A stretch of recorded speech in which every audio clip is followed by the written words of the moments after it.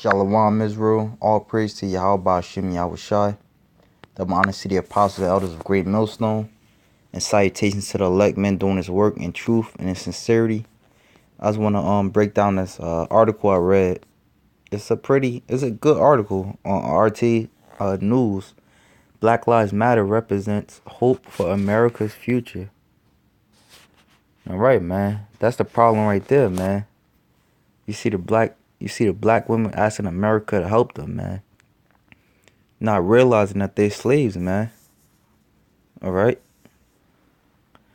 It says, whenever the black community goes to Barack Obama with specific and particular demands regarding the black condition, he dismisses the community with a wave. Author and historian Gerald Horne told RT. The U.S. President spoke at a memorial service in Dallas for the 5 police officers who were killed last week by a sniper during a Black Lives Matter protest.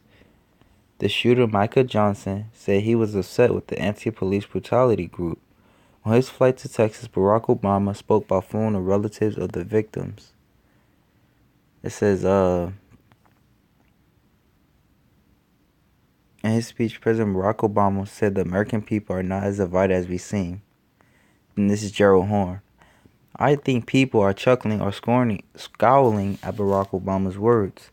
But to be fair to him, he is in a very difficult position. It is very difficult for him to acknowledge what increasingly historians have come to realize.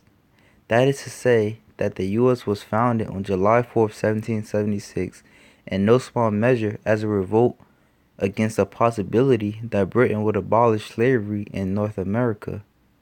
Rather than see their millions of dollars in slave property go down in flames, George Washington, Thomas Jefferson, and his comrades rebelled against the British Crown.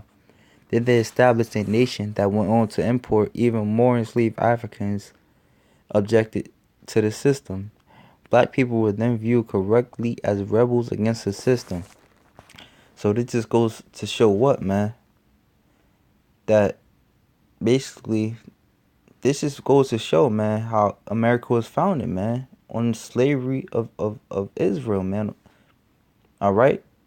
This just goes to show how America was founded on the slavery of Israel, man.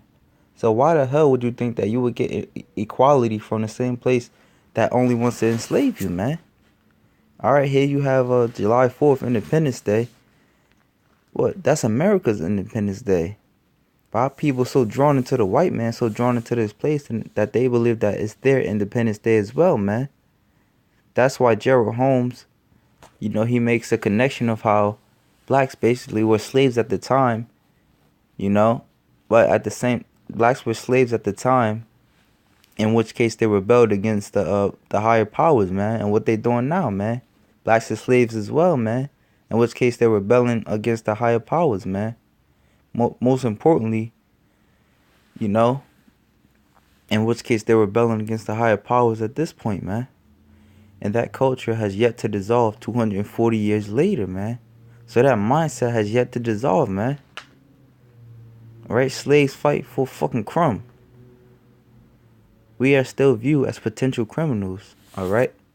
So with that, I want to get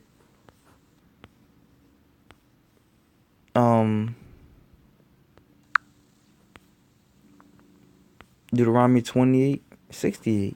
And the Lord shall bring thee into Egypt again with ships, by the way whereof I spake unto thee.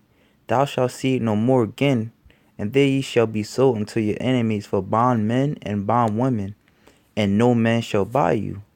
Now, right, they think since the so-called, they think since the African and Hamite is in office, that he's going to basically be their savior, man. But what the scriptures say that no man shall buy you, man. So no man shall try to save you out of this hellhole, man. All right. What the scriptures also say, Micah 2:10, arise ye and depart, for this is not your rest. All right. As the men of the Lord, the prophets of Great Millstone. But we've been saying that all along, man. Our people don't listen. All right. But now it's coming into fruition who the prophets really was, man. Not the motherfuckers in your churches, but us, man. How important could this issue be for Obama's legacy as president. Gerald Holmes.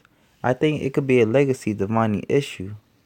The problem is that when the black community, which is largely responsible for Barack Obama being in White House, alright, comes to him with specific and particular demands speaking to the black condition, he dismisses the community with a wave, saying that he is the president of all the people and he cannot just address black people. However, when other constituency comes to his doorstep, for example, the gay and lesbian community, he does not dismiss them with the wave. He tries diligently to address the issue. So right, man. This showed you, how we view, man. We scums of the earth right now. We are scums of the earth, man. All because why, man? Alright? All because we went against the Heavenly Father. This is Leviticus 26 and 23.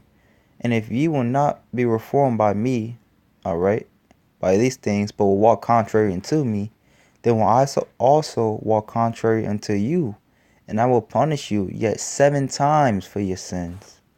So right, man. The Most High is punishing Israel 7 times. Alright, which is completion.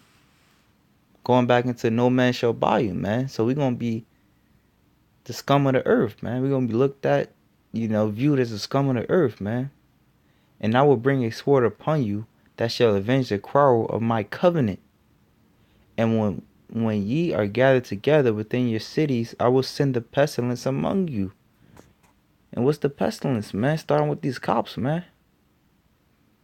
Alright? Among the other things that Esau puts in Jake neighborhoods, drugs, guns.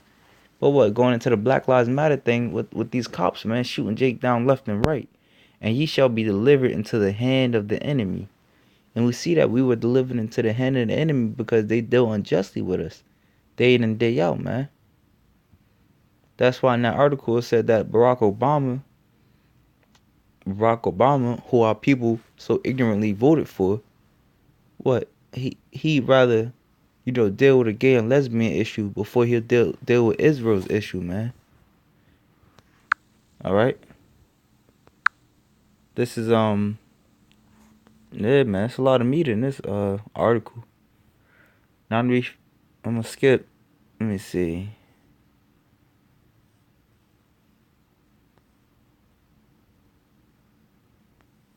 Let me see, because try to skip a little bit. RT, how do you view relations between police and black Americans? Is the mistrust any closer to being resolved? No, it's abominable. Quite frankly, as a black person, you play Russian roulette whenever you leave your house.